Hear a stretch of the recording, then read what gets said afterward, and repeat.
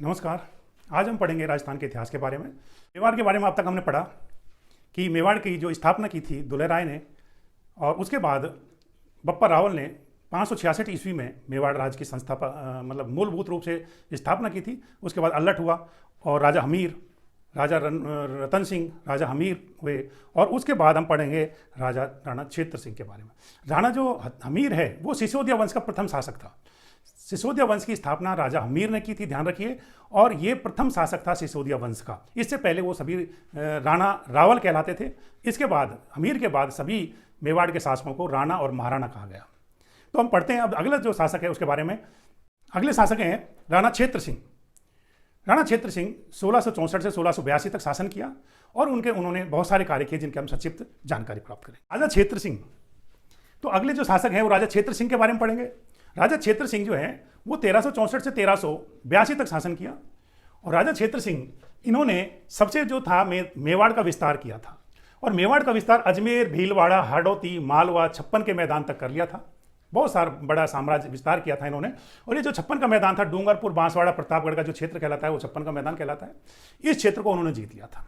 इसके अलावा मुख्य बात ये जो प्रमुख घटना हुई थी, मेवाड़ और मालवा का संघर्ष शुरू हो गया था इनके समय, राजा क्षेत्र सिंह के समय में, जो आगे तक चला रहा। कुंभा के समय में आपको ध्यान हो तो कुंभा के समय में भी ये आगे तक, बहुत आगे तक ये मेवाड़ और मालवा का संघर्ष हमेशा चलता रहा।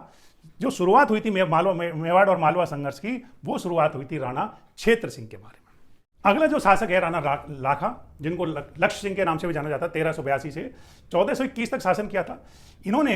इनका जो प्रमुख कार्य जो था कि जावर की जो खाने खोजी गई थी वो इन्हीं के कार्यकाल में खोजी गई थी। और वहां पर चांदी, जस्ता, सीसा जैसी धातुएं प्राप्त हुई थी। दूसरा जो कार्य था, इनके समय में पिछोला झील का निर्माण करवाया था। पिछोला झील का निर्माण जो है वो छीतर नामक बंजारे ने करवा के द्वारा। और इसके अलावा तीसरा जो था वो था राणा लाखा सिंह के समय इनके पुत्र चूड़ा का राज्य से वंचित हो जाना। बताया जाता है कि मारवाड़ के शासक रनमल की बहन हंसाबाई का विवाह चूड़ा के साथ जो है होना था, लेकिन किसी कारणवश, परिस्थितिवश चूड़ा के साथ नहीं होकर के राणा लाखा के साथ, उनके पिता के साथ उनका विवाह हो गया। इससे क्रुद्ध होकर के राणा चूड़ा ने जीवन भर शादी नहीं करने की प्रतिज्ञा ले ली। और इसीलिए उनको जो है मेवाड़ का भीष्म पिता भी कहा जाता है। राणा चूड़ा को मेवाड़ का भीष्म पिता भी कहा जाता है और उनको मेवाड़ का राम भी कहा जाता है। अगले शासक जो है मेवाड़ के जो शासक हुए वो हुए महाराणा मोकल। महाराणा मोकल 1421 से 1433 तक इन्होंने राज्य किया। प्रमुख जो घटनाएं थी इनके कि राणा लाखा और हंसाबाई का जो पुत्र था महाराणा मोकल, इनको राजा बनाया गया था।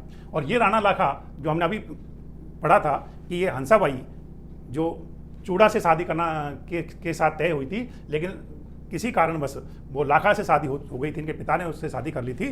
तो उनका जो पुत्र हुआ था महाराणा मोकल, उनको राजा बनाया गया।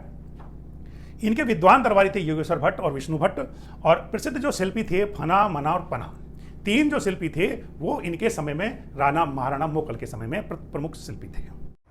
अगले राजा के बारे में पढ़ेंगे। अगला शासक जो थे वो थे महाराणा कुंभा, जिन्होंने 1433 से 1468 ईस्वी तक मेवाड़ पर शासन किया। राणा कुंभा इन्होंने सबसे जो बात की थी वो मारवाड़ का जो प्रभाव था मेवाड़ के शासकों पर, मेवाड़ के राज्य पर, हंसाबाई की वजह से उसको समाप्त कर दिया। उसके बाद जो चित्तौड़गढ़ और कोमलगढ़, वो दोनों ही क्षेत्र जो है शक्ति के केंद्र बन गए थे। इसके अलावा मेन जो घटना हुई थी सारंगपुरा का युद्ध 1437 ईस्वी में, मालवा के जो शासक थे महमूद खिलजी प्रथम के साथ जो शासक थे, मालवा के शासक थे, उनको हरा दिया था। मैंने बताया था कि राणा जो क्षेत्र सिंह थे उनके समय में, क्योंकि मालवा पर अधिकार कर लिया राणा क्षेत्र सिंह ने, तो उनकी वजह से मेवाड़ और मालवा में एक संघर्ष पैदा हो गया था, शुरू हो गया था। और वो चला कब तक, मेवाड़ के शासक महाराणा कुंभा तक। और महाराणा कुंभा ने सारंगपुरा के युद्ध में 1437 में मालवा के जो शासक हैं महमूद खिलजी प्रथम, उनको पराजित किया। और उनकी याद में उस युद्ध विजय के उपलक्ष्य में उन्होंने कीर्ति स्तंभ का निर्माण किया था। और कीर्ति स्तंभ 1440 से 1448 ईस्वी के आसपास, यानी करीब 8 साल बनाने में लगे कीर्ति स्तंभ को। कीर्ति स्तंभ के बारे में कहा जाता है कि वो मूर्तियों से बाहर और भीतर उसमें बहुत सारी मूर्तियां बनाई गई हैं। और इन मूर्तियों के कारण ही उनको मूर्तियों का अजायब घर भी कहा जाता है। कीर्ति स्तंभ के बारे में अब अबुल फजल ने अकबरनामा में भी वर्णन किया है। अगला है कि कुंभा ने कुंभलगढ़ का निर्माण करवाया था, और कुंभलगढ़ जो दुर्ग था वो बहुत ही सबसे सुदृढ़ दुर्ग था, कुंभलगढ़ का दुर्ग, और ये बहुत ही विख्यात दुर्ग था।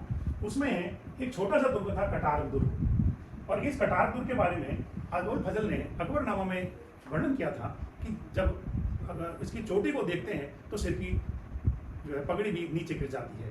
ये अबुल फजल के शब्द थे। उसके अलावा एक लिंग महामात्र जो कान्हा व्यास ने लिखा था, उससे पता चलता है कि कुंभा जो है वेदों के अच्छे जानकार थे। तो वेदों के जानकार का जो पता चलता है वो पता चलता है एक लिंग महामात्र जो कान्हा व्यास ने लिखा था।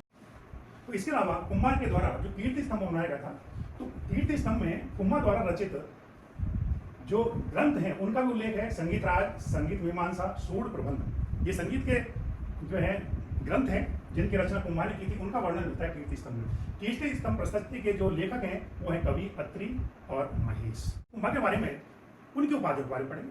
कुंभा ने कौन कौन सी उपाधि धारण की। कीर्ति स्तंभ प्रशस्ति में इन उपाधियों के बारे में जानकारी मिलती है। हाल गुरु यानी गिरु स्वामी इनको कहा जाता है। दान गुरु, राजगुरु, अभिनव भट्टाचार्य। कीर्ति स्तंभ में संगीत राज, संगीत मीमांसा, सूड प्रबंध, ये संगीत के ग्रंथों की जानकारी कीर्ति स्तंभ से मिलती है। तो पता चलता है कि इनके ये अभिनव भट्टाचार्य यानी संगीत प्रेमी हैं, वीणा वादक में प्रवीण थे। इसके अलावा इनको हिंदुस्तान सुल्तान, हिंदू सुल्तान भी कहा गया है, हिंदुओं में सर्वश्रेष्ठ राजा। और इसके अलावा रानो रासा विद्वानों के आश्रय था। बहुत सारी इनको उपाधियां, परम गुरु, हाल गुरु आदि उपाधियां इनको दी गई थी। इनके जो संगीत गुरु थे उनका नाम था सारंग व्यास, और शिल्पी गुरु थे, शिल्प के जो गुरु थे हीरानंद थे। तो इस तरह से कुंभा एक बहुत ही जो स्थापत्य कला की जिन्होंने देन दी थी, ये को स्थापत्य कला का जनक भी कहा जाता है। मेवाड़ के इतिहास में इनका बहुत मूल्यवान योगदान रहा है। जैता, जैता कौन है? इसके वास्तुकार है।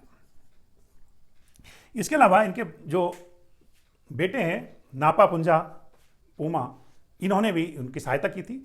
जो मुख्य वास्तुकार है वो जैता है। इस विजय स्तंभ में क्योंकि बहुत सारी मूर्तियां हैं, इसलिए हिंदू मूर्ति कला का संग्रहालय भी कहा जाता है, हिंदू मूर्ति कला का विश्वकोश भी कहा जाता है। ये हिंदू देवता विष्णु के लिए समर्पित है।